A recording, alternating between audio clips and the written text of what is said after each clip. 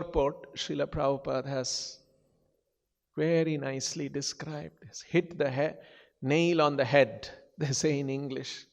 So, the experience of happiness and distress in the material world, what is it like?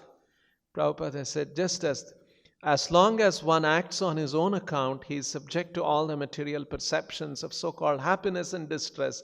Actually, there is no happiness, just as there is no happiness in any of the activities of a madman. So in material activities, the mental concoctions of happiness and distress are false. Actually, everything is distress. Some years ago, I remember watching at a traffic signal junction in Bangalore. I'm sure you must have also sometimes come across this kind of a thing. There's a man in badly dressed, torn dress, and a madman. Sometimes in our country, we let the madman out in the streets.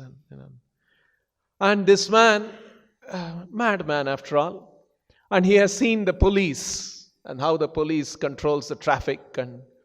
And so the signal lights were there.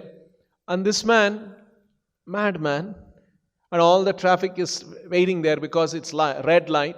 So he's showing his hand. And then after some time, the light turns green. And then suddenly now he's saying, okay, go. And then suddenly after some time, again the vehicle stops. Again he shows here. And another set of vehicles start moving. And now actually, it is not because of his stopping or allowing the vehicles are going. It is because of some other reason. Lights are there. Lights are controlled by the police. They have programmed it that way. But he is thinking, I am the one who is stopping it. I am the one who is allowing it. And when he is allowing, he is very happy. All of them are going. He is smiling. You see, this is madness. Poor guy, he doesn't realize that. He's thinking, I am the one who is letting. I am the one who is stopping. So like this, the conditioned soul, under the waves of the material nature, the modes of nature, kala, karma, happiness, distress, all of that is coming and going.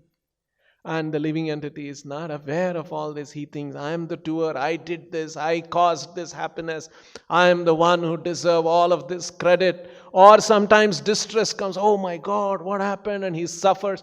All of this experience is like that of a madman. So when a madman is feeling very good, oh, the traffic is all moving and he's smiling.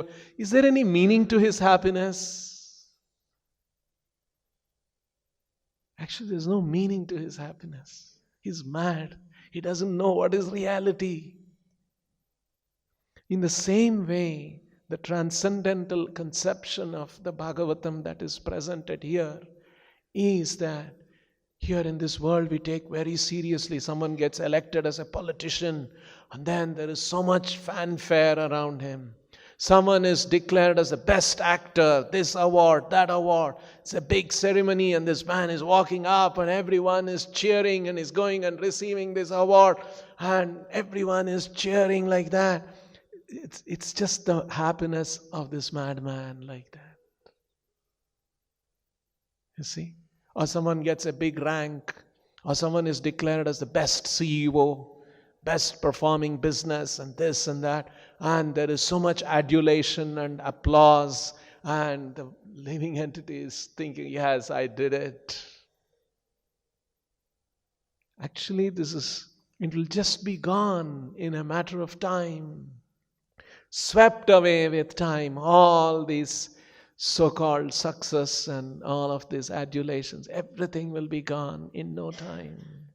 Hare Krishna. Subscribe to our channel and press the bell icon to never miss any updates.